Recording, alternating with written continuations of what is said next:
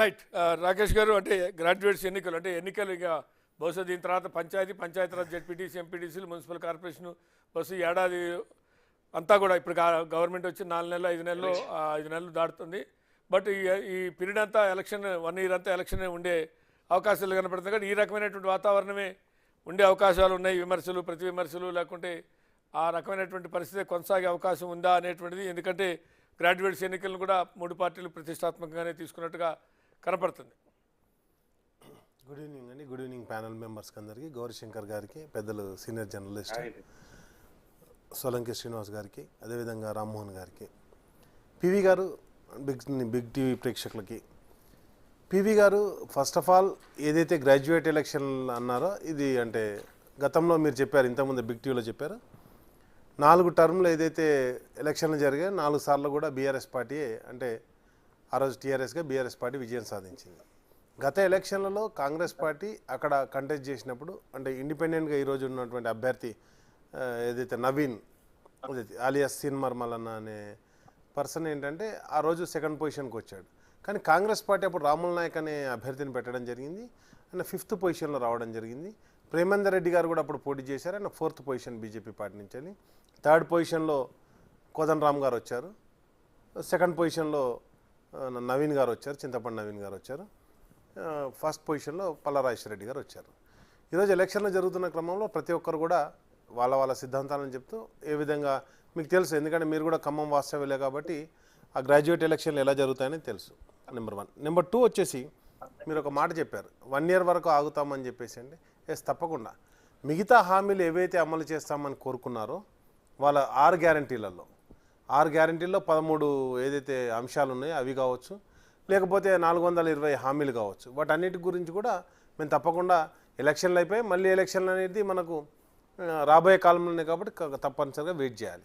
కానీ ఇక్కడ జరుగుతున్న అంశం ఏంటంటే ఒక ప్రభుత్వం 5 సంవత్సరాల వాళ్ళ టర్మ్ ఉంటే దాంట్లో ధాన్యం వచ్చేది 10 సార్లు, అంటే సంవత్సరానికి 2 సార్లు వస్తుంది. ఆల్రెడీ 2 పంటలు అయిపోయినాయి. బోనస్ గురించి కాదు కదా, కనీసం కొనుగోలు కూడా చేయాలి. ఈరోజు నేను ఏమంటున్నానంటే ఈరోజు ఉన్నటువంటి కాంగ్రెస్ ప్రభుత్వాన్ని మనం ఒక డిమాండ్ చేస్తున్నాం. గతంలో 2014లో 40 లక్షల మెట్రిక్ టన్నులు ఉన్న ధాన్యాన్ని 3 కోట్ల మెట్రిక్ టన్నుల ధాన్యాన్ని 2023 వరకు బీఆర్ఎస్ ప్రభుత్వం, కేసీఆర్ గారి ప్రభుత్వం ఉన్నప్పుడు కొనుగోలు చేయడం జరిగింది. ఈ రోజు వరకు ఈ 2 సీజన్లలో అంటే వానాకాలం ఎండాకాలం కలిపి ఒక సీజన్ అనుకుంటాం మనం. ఈ 2 సీజన్లలో ఎంత ధాన్యం కొనుగోలు చేసింది అనేది ఎక్కడ కూడా ప్రభుత్వం బయట పెట్టలేదు. దాని గురించి చర్చ కూడా లేదు.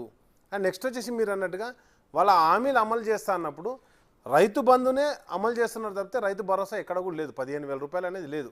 మీరు రైతు బంధు ఏదైతే ఉందో కేసీఆర్ గారు పెట్టినటువంటి పథకాన్నే కంటిన్యూ చేస్తున్నారు తప్పితే ఎక్కడ కొత్త పథకాన్ని పెట్టినటువంటి దాఖలాలు కూడా లేవు.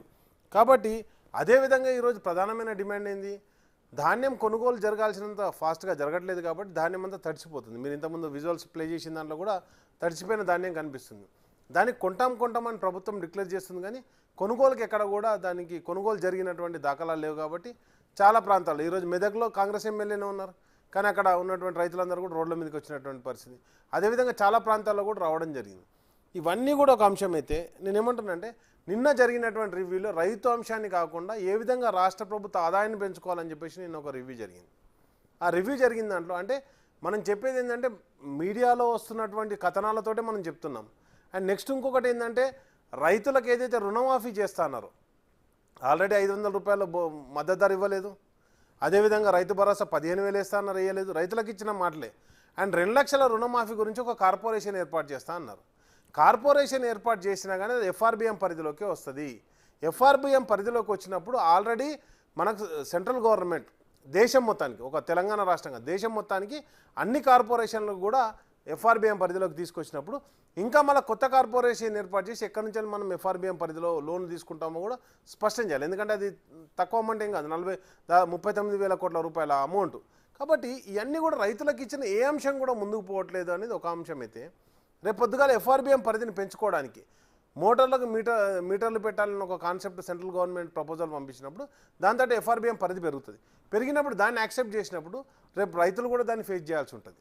కాబట్టి ఇవన్నీ రైతుల అంశానికి వచ్చేసి రైతుల్లో ఏ నిర్ణయం తీసుకోకుండా ఈరోజు రైతులకు సంబంధించినటువంటి ఏ బెనిఫిట్ ఈ 6 నెలల కాలంలో 5 నెలల కాలంలో జరగనప్పుడు తప్పకుండా దాని గురించి. అండ్ నెక్స్ట్ వచ్చేసి మేము కావచ్చు ప్రతిపక్షాలు అన్నీ కూడా ఎందుకు డిమాండ్ చేస్తున్నాయంటే పంట ఎవ్రీ ఇయర్ వస్తూనే ఉంటుంది, వచ్చినప్పుడల్లా దాన్ని కొనాలని డిమాండ్ సోలంకి శ్రీనివాస్ గారు మీరేమంటారు? అంటే ఇక్కడ జనరల్గా సరే